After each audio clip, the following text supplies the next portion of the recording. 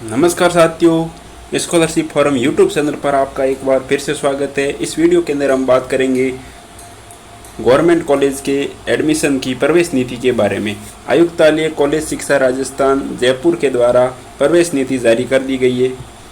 प्रवेश नीति 9 जून 2023 को जारी की गई है, तो जल्द ही आपके एडमिशन भी स्टार्ट होने वाले हैं।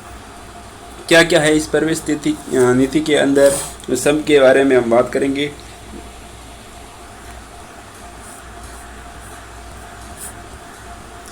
प्रवेश नीति के अंदर लगभग 34 पेज दे रखे हैं। इसके अंदर जो प्रथम भाग है इसके प्रस्तावना और उद्देश्य दे रखे हैं। द्वितीय भाग के अंदर स्नातक पाठ, प्रथम में प्रवेश के नियम दे रखे हैं, आपके जो कॉलेज के अंदर प्रवेश के वो नियम दे रखे हैं। तृतीय भाग के अंदर स्नातकोत्तर और एमफिल पाठ्यक्रम के प्रवेश के नियम दे रखे। और चतुर्थ भाग के अंदर आप विधि संकाय के अंदर अगर आप प्रवेश लेना चाहते हैं तो उसके नियम दे रखे।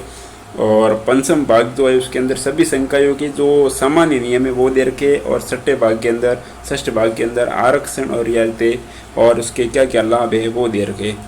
तो बात करते हैं, देख लेते हैं। प्रथम भाग के अंदर प्रस्तावना और उद्देश्य दे रखे। इसके अंदर क्या क्या राज्य सरकार के समावेशी उच्च शिक्षा विकास व गुणात्मक अभिवृद्धि के लक्ष्य के अनुरूप प्रवेश नीति संशोधित है। इसके अंदर जो है वो आप आयुक्तालय कॉलेज की वेबसाइट पर आप देख सकते हैं। इसके अंदर जो मेन है वो आपको मैं इस वीडियो के अंदर बता देता हूँ। इसके अंदर जो दे रखा है, ये बात करें तीसरे नंबर पे, तो प्रवेश जो है 2020-21 से ही प्राप्तांक प्रतिशत के आधार पर दिया जा रहा है। और इसके अंदर उस शिक्षा से वंचित मुखबंदी दृष्टिहीन अभ्यर्थियों को 2021 से ही अरकारी परीक्षा उत्तीर्ण करने संबंधी नियमों में राज्य सरकार ने शिथिलता प्रदान करते हुए किसी भी अकादमिक सत्र में प्रवेश हेतु अंतराल संबंधी नियमों को पूर्णतः निरस्त कर दिया गया है। उसके बाद जनजाति जो टीएसपी एरिया है उसके अंदर अवस्थित महाविद्यालयों में न्यूनतम विद्यार्थी संख्या मानदंड में 25% की छूट रखी गई है। उसके बाद महिला नामांकन के लिए भी ये नियम दे रखा, 3% का बोनस दिया जाता है। उसके बाद अनुसूचित जाति और अनुसूचित जनजाति और अन्य पिछड़ा वर्ग, अति पिछड़ा वर्ग के लिए अभ्यर्थियों के लिए भी प्रवेश नीति में राज्य सरकार के नियम से आरक्षण की व्यवस्था की गई है। तो SC, ST, OBC, MBC और EWS के लिए भी आरक्षण की व्यवस्था इसके अंदर की गई है। आगे आप ये पाक विस्थापितों के लिए, ट्रांसजेंडर के लिए और पूर्व सैनिकों के लिए जो भी रियायतें दे रखी है इसके अंदर वो दे रखा है। आगे बात करें तो द्वितीय भाग के अंदर आपके स्नातक पाठ प्रथम में प्रवेश के नियम दे रखे। इसके अंदर आपको जैसे देखते तो यहाँ पर कला संकाय के अंदर आपको 45%, आर्ट्स के अंदर आपको 45% मार्क्स कम से कम होने चाहिए। उससे 45% से अगर अधिक होंगे तो ये आपको एडमिशन मिल पाएगा। उसके बाद बात करें वाणिज्य संकाय से, तो वाणिज्य संकाय में भी आपके 45% से अधिक अंक होंगे तो एडमिशन मिल पाएगा। और विज्ञान संकाय की बात करें तो कम से कम आपके 48% 12th में होने अनिवार्य है। उसके बाद अगर आप ऑनर्स से करना चाहते हो, ऑनर्स तो कला संकाय और वाणिज्य संकाय के अंदर आपको 48% मार्क लाने होंगे 12th के अंदर, और विज्ञान संकाय के अंदर आपको 50% मार्क होने पर ही इसके अंदर ऑनर्स के अंदर आपको प्रवेश मिलेगा। उसके बाद राजस्थान के अलावा अगर अन्य किसी स्थान से कोई विद्यार्थी है वो प्रवेश लेना चाहते हैं तो उसको कम से कम 12th के अंदर 60% मार्क होने अनिवार्य है। उसके बाद आगे क्या शर्तें रखी है, कक्षा 12th की समकक्षता है। तो 12th किसको 12th माना जाएगा, या तो आपके कोई भी एनसीवीटी के द्वारा कोर्स 10th उत्तीर्ण के बाद एनसीवीटी से कोई कोर्स किया और उसके साथ ही आपने इंग्लिश की परीक्षा दे दी है तो वो आप 12th के समकक्ष माना जाएगा। इसके अंदर आप जैसे ITI कर रहे हैं, ITI के साथ में आपने किसी भी बोर्ड से अंग्रेजी की परीक्षा दे दी तो आप 12th के समकक्ष माने जाएंगे और आपको BA, BSc, BCom के अंदर आपको एडमिशन मिल पाएगा। उसके बाद आगे दे रखा है 10वीं उत्तीर्ण करने के पश्चात national counselling for vocational training NCVT के 2 या 2 से अधिक वर्षों के मान्यता प्राप्त कोर्स उत्तीर्ण कर चुके विद्यार्थी 12वीं की समकक्षता अंग्रेजी की परीक्षा राजस्थान स्टेट ओपन बोर्ड या माध्यमिक शिक्षा बोर्ड से उत्तीर्ण करने पर प्राप्त कर सकेंगे। अगर आपने 2 वर्ष का 10th के बाद 2 वर्ष का ITI डिप्लोमा या 2 वर्ष का कोर्स कर रखा है तो उसके बाद अगर आप केवल इंग्लिश की एग्ज़ाम देते ओपन स्टेट ओपन से या फिर माध्यमिक शिक्षा बोर्ड से तो आप 12th के समकक्ष माने जाएंगे।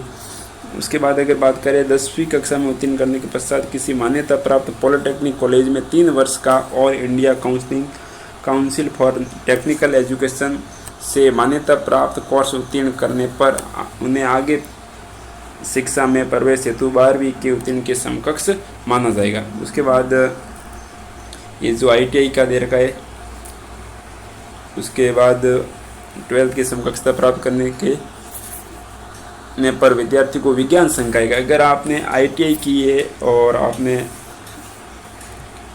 केवल इंग्लिश की एग्ज़ाम दिया तो आपको 12वीं कक्षा के विज्ञान संकाय गणित वर्ग से उत्तीर्ण माना जाएगा।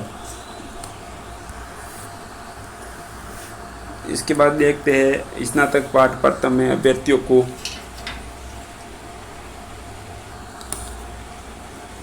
संकाय अनुसार पात्रता क्या है तो कला और वाणिज्य के अंदर कोई प्रवेश लेना चाहता है तो उसके 12th के अंदर अगर कला और संकाय है, वाणिज्य है, विज्ञान है, कृषि संकाय, किसी भी संकाय से होने पर कला और वाणिज्य के अंदर आपको एडमिशन मिल पाएगा।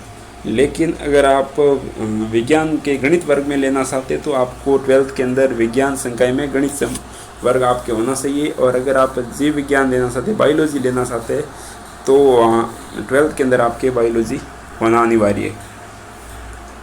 तो ये सब जानकारी आप बोर्ड की वेबसाइट पर प्रवेश नीति को डाउनलोड करके ये सारा जानकारी देख सकते हैं। आगे बात करते हैं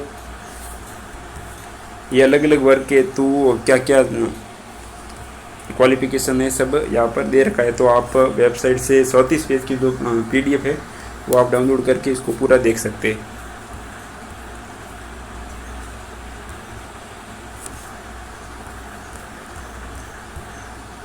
ये तृतीय भाग के अंदर आपको दे रखा है स्नातकोत्तर पाठ्यक्रम के अंदर प्रवेश के अंदर कौन कौन सी पात्रता है वो आपको दे रखा है। तो ये आप वापस से देख सकते हो।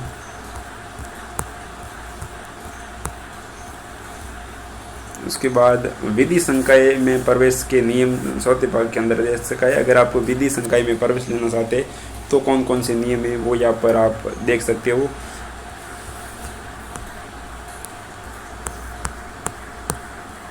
उसके बाद प्रवेश के जो सामान्य नियम है, सामान्य नियम में एक बार आप देख लेते हैं। प्रवेश अस्वीकार या निरस्त करने के अधिकार किसको है, किस प्रकार आपका फॉर्म निरस्त हो सकता है। अगर आपने पहली बात करें तो आपने फॉर्म अपूर्ण आवेदन किया है तो आपका फॉर्म निरस्त हो सकता है। उसके बाद अगर प्रवेश हेतु प्रस्तुत आवेदन पत्र में कोई तथ्य जानबूझकर छिपाया है या मिथ्या प्रस्तुत किया है, अगर आपने गलत बताया है जानकारी तो भी आपका फॉर्म निरस्त हो सकता है। जिसने शुल्क जमा कराने की घोषित तिथि तक महाविद्यालय में शुल्क जमा नहीं कराया, अगर आपने महाविद्यालय द्वारा घोषित तिथि से पहले अगर शुल्क जमा नहीं कराया तो आपका फॉर्म निरस्त हो सकता है। पर जिसका प्रवेश संबंधक विश्वविद्यालय के नियमों के अंतर्गत स्वीकार्य न हो, अगर आपने फॉर्म भरा हो और लेकिन वो फॉर्म आपका विश्वविद्यालय के नियमों के अंतर्गत नहीं आता है तो आपका फॉर्म निरस्त हो सकता है। जो पूर्व वर्षों में किसी दुराचार दुर्व्यवहार के अपराधी रहा हो उसका फॉर्म निरस्त हो सकता है। इसी प्रकार ये आगे जो है दे रखे परीक्षा में अनुचित साधनों का प्रयोग करने के लिए बोर्ड या विश्वविद्यालय द्वारा दंडित किया गया है, जिसके विरुद्ध किसी शैक्षणिक अथवा अशैक्षणिक कर्मचारी के साथ परिसर या फिर परिसर के बाहर हिंसात्मक व्यवहार या आपराधिक कोई प्रवृत्ति का है तो उसको एडमिशन निरस्त किया जा सकता है। जो न्यायालय के द्वारा नैतिक अदाचार या किसी प्रकार के अपराध के कारण दोषी माना गया है तो उसका भी फॉर्म निरस्त हो सकता है। उसके बाद राजस्थान का निवासी कौन माना जाएगा। राजस्थान का निवासी वो माना जाएगा जो राजस्थान में जन्म प्रमाण पत्र के आधार पर, उसके बाद उसके माता पिता पिछले 5 वर्ष से राजस्थान में निरंतर निवास कर रहे। पहले तो राजस्थान का निवासी माना जाएगा जिसके पास जन्म प्रमाण पत्र है राजस्थान का, जो राजस्थान में जन्म आए। उसके बाद दूसरी बात करें तो जिसके माता पिता पिछले 5 वर्ष से राजस्थान में निरंतर निवास कर रहे इस कोटि के आवेदक को उस हेतु संबंधित जिले के कलेक्टर, एसडीओ, सहायक कलेक्टर अथवा तहसीलदार का प्रमाण पत्र प्रस्तुत करना पड़ेगा। उसके बाद जो राजस्थान सरकार अथवा राजस्थान सरकार के किसी उपक्रम अथवा राजस्थान सरकार के किसी अर्ध सरकारी संगठन कर्मचारी के पुत्र या पुत्री हो, या फिर जो केंद्रीय सरकार या केंद्रीय सरकार के किसी उपक्रम या केंद्रीय सरकार के किसी अर्ध सरकारी संगठन के राजस्थान पदस्थापित कर्मचारी का पुत्र पुत्री हो तो उनको भी राजस्थान का निवासी माना जाएगा। आगे जो सेना में या केंद्रीय अर्धसैनिक बल के राजस्थान में पदस्थापित कर्मचारी का पुत्र पुत्री अथवा किसी सैनिक व अधिकारी की नियुक्ति कुटुंबहीन स्थान पर होती है अतः उसके कुटुंब में को राजस्थान में आवास दिया जाता है तो सैनिक अधिकारी का पुत्र उसको भी राजस्थान का निवासी माना जाएगा। ऐसी महिला अभ्यर्थी जो राजस्थान के निवासी से विवाह करने के पश्चात राजस्थान में रह रही है उसको विवाह प्रमाण पत्र का शपथ पत्र प्रस्तुत करना पड़ेगा, उसको राजस्थान का निवासी माना जाएगा। उसके बाद स्नातक पाठ द्वितीय और तृतीय के अंदर आपको प्रवेश लेने के लिए कौन कौन सी प्रक्रिया होगी विधि संकाय के अंदर, वो यहाँ पर दे रखा है।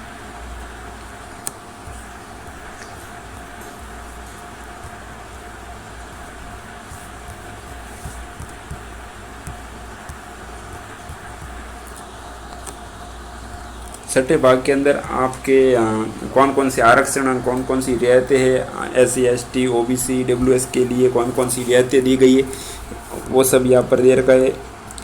अगर आप खेल कैटेगरी से तो आपको कौन कौन सी रियायतें मिलती, इन सब के बारे में। अगर कोई दिव्यांग है तो दिव्यांग को 5% का यहाँ पर आपको फ़ायदा मिलता है।